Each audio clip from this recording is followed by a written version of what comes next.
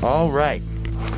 Uh, Good afternoon, everybody. We are here outside of the BCC Continuity of Government Operations Vaccination Clinic. I am joined today by our City Administrator, Chris Shorter, Dr. Jaraza, our Health Commissioner, and my good friend, Michael Thomas, Vice President of Workforce Development and Continuing Education here at BCC.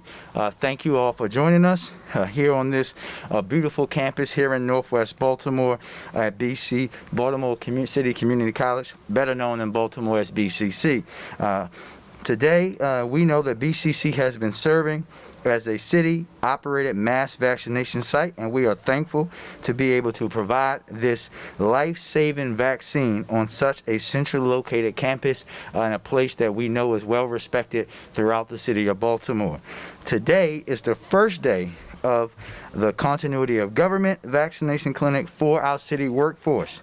I'd like to thank Vice President Thomas for allowing us to host this press conference on his campus and give him the opportunity to say a few words. Mr. Vice President. Thank you, Mr. Mayor. Good afternoon. On behalf of our President, Dr. Deborah McCurdy, I welcome you to the wonderful, amazing Baltimore City Community College. We appreciate you being here today. To our mayor and our health commissioner, we thank you so much for allowing us to be a part of this initiative that is so very important to our community. We truly appreciate the opportunity for BCCC to participate. And we thank you for your leadership and your continued partnership. This is a huge honor for our college to be selected as the mass site for Baltimore City. And we truly appreciate the opportunity to continue to service our residents and our communities.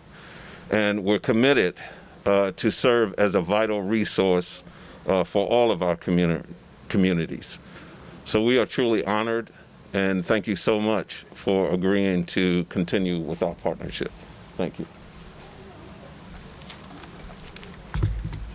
Thank you, Mr. Vice President. I also know that we have in attendance today Councilwoman Danielle McCray, the health chair of the Baltimore City Council. And just so you all know, following this afternoon's press update, I will be getting my COVID-19 vaccination administered none other than our top doctor, Dr. Jaraza. I invite you to join me in that process as we continue to encourage our residents to make plans to be vaccinated. Before I turn it over to Dr. Jaraza for an overview of where Baltimore stands in the fight against COVID-19, I want to discuss further things. Last week, as I said, the Commissioner and I would be reevaluating the data to determine how Baltimore City will move forward. As we have since this pandemic started, we will continue to analyze the data and lean on the expert direction of our healthcare partners. Today, I am announcing the following changes and update to Baltimore's COVID-19 mandates effective next Friday, March 26th. Again, that's next Friday, March the 26th. First, our health indicator assessment period will decrease from every 4 weeks to a reevaluation every 2 weeks. Gatherings will need to comply with any relevant capacity based upon the space in which they are located.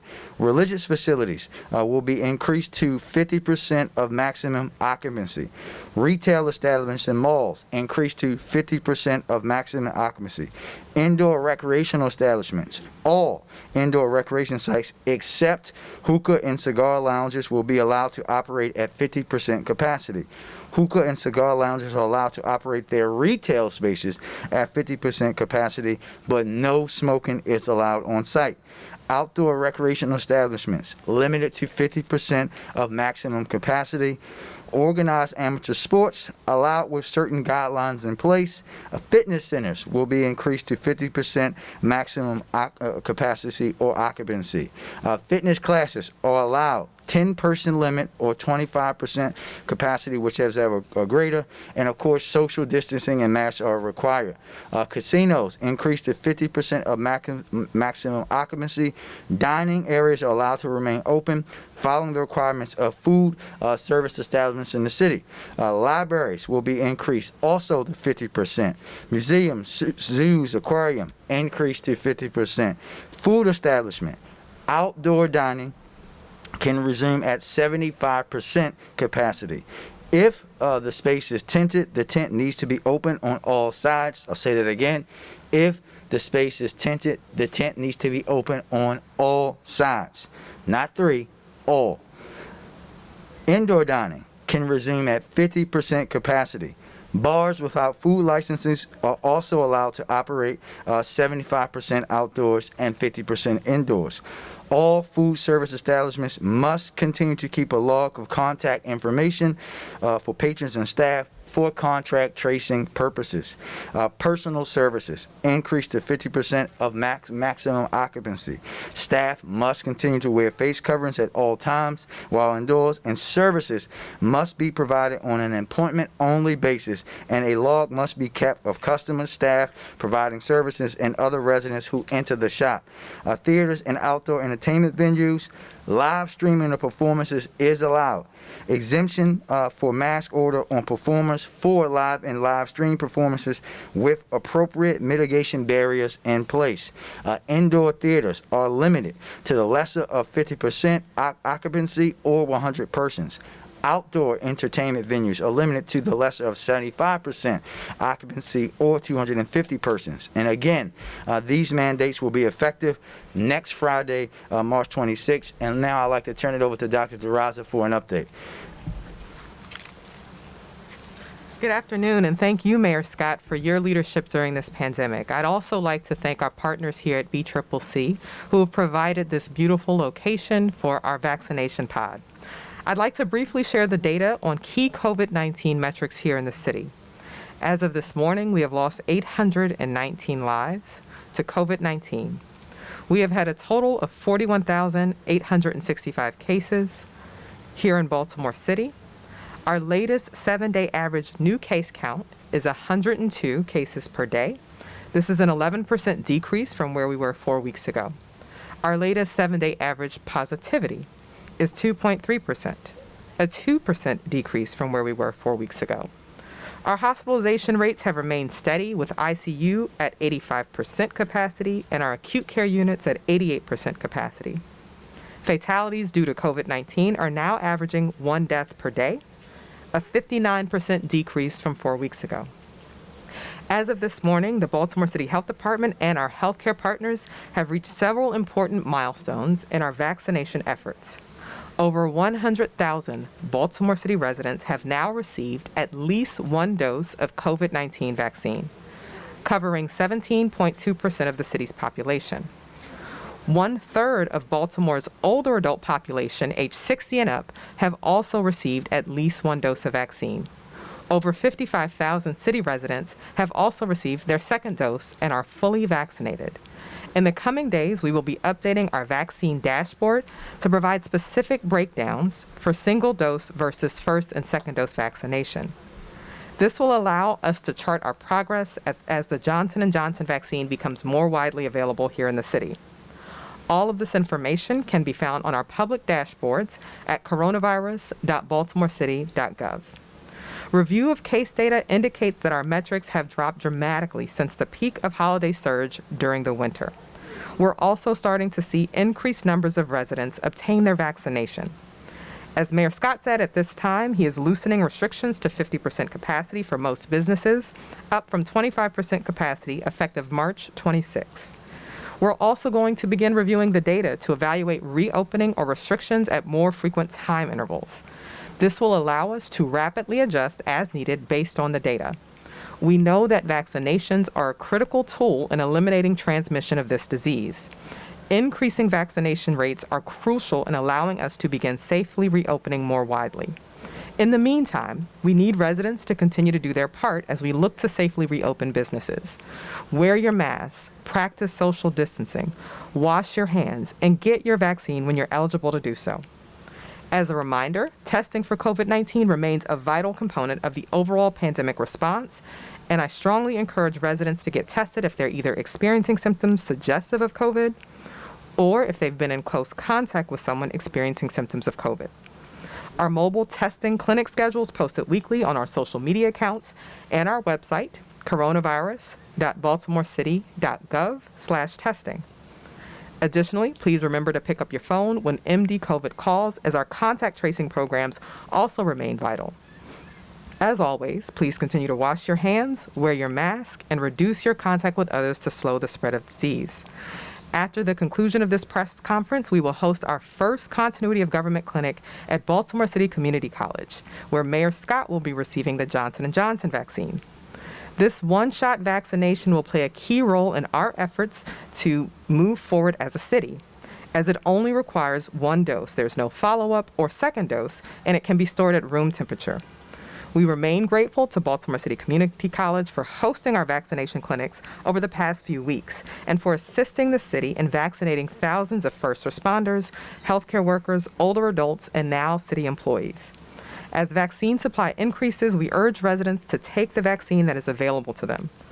All of the vaccines have been proven to be safe and effective at reducing severe illness, reducing hospitalizations, and reducing deaths as a result of COVID-19.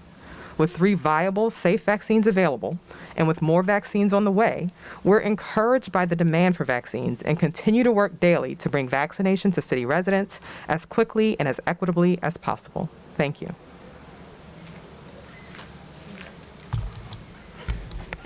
Thank you, Dr. Jaraza.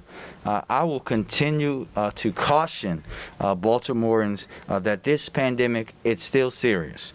Far too many people, one a day, are still dying from this pandemic here in our city. We know that today is St. Patrick's Day. Do not act a fool today, because you might kill somebody. Understand how serious this is. When you look at our data again and again, you continue to hear me say this. We have older citizens are dying from this vaccine, but it's the younger ones, my generation in particular, who are contracting it at the highest rates. Be responsible so that your parents, your grandparents, your older aunts and uncles can be here to celebrate you as you mature in your life. Make sure that you're protecting yourself and them and everyone in the community. That's how we're going to beat this. But also, for everyone who's scared about the vaccine, get the vaccine. I'm getting it today for all to see, so that everyone can see how it is to be responsible and care about something in others outside of yourself. I'm eager to see more of our residents in Baltimore get vaccinated as the supply allows, and we know that that is coming. We have to be ready for that. All of us have to get vaccinated as quickly as possible. We still have work to do to make sure that the vaccine is accessible to our communities hardest hit by COVID, and you have our commitment that we will continue to do that each and every day. But now, before I take questions, I'm going to get the vaccine. Thank you.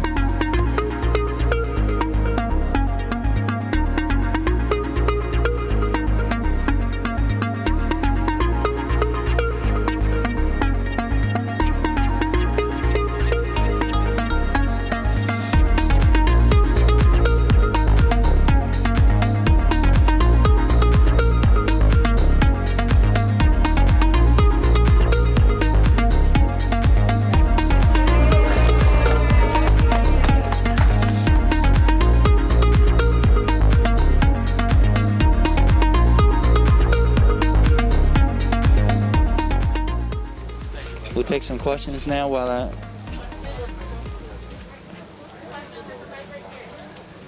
Emily's right there. Recently, the governor adjusted restrictions, but you kept the current COVID restrictions in place. What made you change your mind now, look at it, and reevaluate it? Well, Emily, nothing changed for us. Like I said last week, we had a 4-week. Oh, I'm sorry. Can Mr. Administrator, can you turn the volume knob up on there? Oh, never mind. Mike's coming. Sorry, Emily. Go for it, Mr. Mayor. Sorry about that, Emily. For us, there was no change. The governor's order, as he stated and as we stated, had no impact on what we were doing. We had a 4-week period, and we said we were going to monitor the data through that 4-week period. We did that, talked with the health commissioner, and decided to move in the direction that we're doing based off that data and information. No other reason. Mr. Daniels? Yes. Mr. Mayor, you kind of touched on it. How effective do you think your COVID-19 restrictions have been, considering people, before you softened the restrictions, were crossing the county lines? Do you think your counterparts are being reckless with their decision, opening fully? Their decisions are their decisions. My responsibility are to the citizens of Baltimore. And Keith, what I would further say is that, again, throughout this pandemic, we have had the lowest positivity rate when we've had the difference in restrictions. So we know that it's working. And as I said, not to you, but someone else from your fine station before, we also have to understand, and people need to hear this, so I'm going to keep saying it. When people get sick across this region and state, they end up in our hospitals, meaning that they are putting our residents who work in those hospitals at risk to COVID. We have to have considerations beyond ourselves. And we know that the work that we've done has had an impact, and we now, all of us, can see the end of COVID. But we have to stay the course, not be reckless, but also make sure that people are getting vaccinated. Trey? Thank you. Two things. Do you have a response to the president of the Maryland Restaurant Association saying that he's looking at possible legal options, talking about how you're handling the COVID response and lifting restrictions? So I never talk about legal items that aren't legal items. And when we do, we've been through that before. They have the ability to do whatever he thinks is best for his members. But we will continue to do what's in the best interest of residents of Baltimore. And we know that we had a previous issue in the court system, and we'll just fight for what we know is right and saving lives over everything else.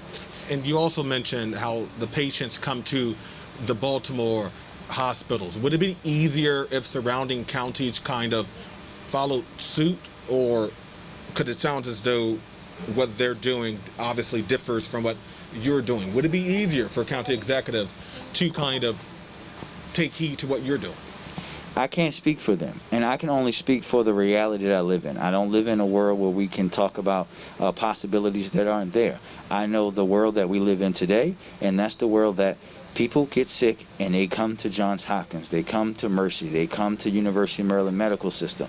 And I can't speak for my county executive friends who also have done a great job in fighting in lieu of some of the larger state restrictions that we've all thought should happen in the past. But I can only speak for my actions, and my actions are to make sure that Baltimoreans are safe. Mayor Scott, first of all, how you feeling? You just got the shot. I'm feeling great. I'm feeling 100%. I actually feel like I can go run or lift some weights right now. There you go. Nice. There's been some resilience from some people because they want to get certain shots over other shots. I know you kind of discussed whatever shot you can get it in your arm. Can you talk about the importance of that for people? Yeah, thank you for that, Eddie. Listen, it doesn't matter which shot you can get it. If they offer you Pfizer, get the Pfizer shot. If you get Johnson & Johnson, get that one. If you get Moderna, get that one. The important thing is that you get vaccinated so that we can protect ourselves from this deadly disease. We've lost over 800 people in the city to COVID-19. And what I just did will help save people's lives. So you doing that, that's how we're going to get back to the things that we all want to do. Everybody in Baltimore wants to be eating crabs on the deck with their family this summer. If you want to do that, then make sure that you get the vaccine whenever you can. All of us want to be, come next fall and winter, cheering on the Ravens as they send Tom Brady home and make sure that we win the Super Bowl. If you want to do that, get the vaccine. We know that this works. It's been proven. It's safe. It doesn't. We have seen that tried across the country. We have to get vaccinated. It's important that everyone that's eligible do the right thing, not just for yourself, but for everyone around you and everything that you love. Thank you. Hello, Mayor. Hello, ma'am. Well, it's good to see you in person. Nice to see you too. I have a question. When you were talking about the openings, the reopenings, and the capacity, forgive me, I was admiring your fro and taking pictures, and I missed some things. Did you say when the Department of Social Services will be open and Social Security? Because I have people that I'm helping trying to get those services, and for months we've been trying to do it online, and it has just not been going well. And they need these services. Yeah, so that is not a decision for me to make. One would be Social Security would be, that's a federal decision, and the Social Service is a state one. But what we will do is make sure that someone from my staff gets your information, and we will take that information back to our partners at that level to talk about how they're going to be doing reopening, as I know the city administrator and the health commissioner are working to how city government is going to be reopening as we go through more vaccination. Thank you. They'll be glad to hear that. Yes, ma'am. Thank you. Love the pro. Thank you. Keith? Mr. Mayor, since you still have to chill there for a minute, may I ask this question? Your State of the City is coming up tomorrow, and your 100 days in office fast approaching. So a lot of times... I was away. Yes. So a lot of people, a lot of observers mark those 100 days with asking you about the policies and so forth that you promised, and otherwise during your campaign, one of which is in your campaign you promised to reduce homicides under 300 in your first year. Do you think you'll reach that goal, and if so, how? I think, Keith, thank you for the question. We're going to push every day to reach that goal. We do know that homicides are down in the city. I'm still not satisfied. I'm never going to be satisfied. It doesn't matter if we get it down to 1 a year. I'm not going to be satisfied. And I say this a lot, but for me, these aren't just one-time media stories. These are people. Everybody that lives in Baltimore that has grown up here in the city, we're impacted by this in a different way. When the news story is over, we still have to deal with that trauma, whether it's a friend, a parent, a uncle, a cousin. What we're going to do is what you've consistently heard me say before. We have our police department refocus on the most folks, the most who continue to commit violence in the city, attacking and making sure that they are deeply focused and intentionally focused on those individuals. We also, as you know, announced on Monday how we're now doing something that has never been done in the city before. Never.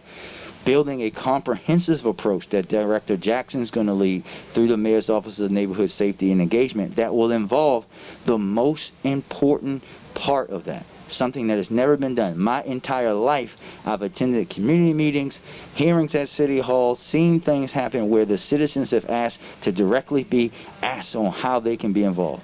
But it's also about our approach to dealing with the flow of illegal guns in the city, which we announced last week, 2 weeks ago as well. Noting that, Keith, and I want you to make sure you put this in your story, that 63% of the guns that BPD recovered on the streets of Baltimore last year came from other states. We're going to hold those people accountable just like we're holding the people that are accountable that are pulling the trigger. Brief follow-up. You mentioned that you were not satisfied and so forth. What are you doing with that dissatisfaction, Mr. Mayor? Every day. The dissatisfaction is about pushing our agencies, BPD and otherwise, to be better. It's about challenging them to create creative ways to deal with the issues that we have. It's about figuring out how we can better support them and our communities in their work. Thank you. Last question. Last question, Emily? Mayor, I just wanted to ask, you've been eligible to get the vaccine for a little while now. Why today? Why now? Well, again, I think, Emily, you and I had a discussion about this at the beginning. I didn't feel right.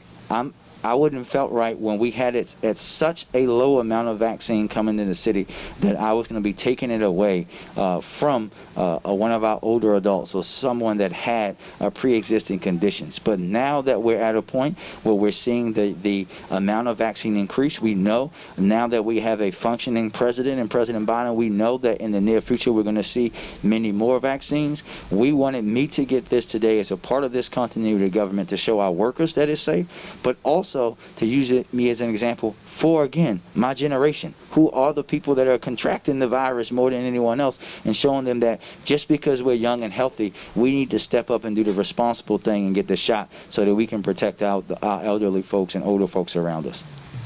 Thank you, everybody.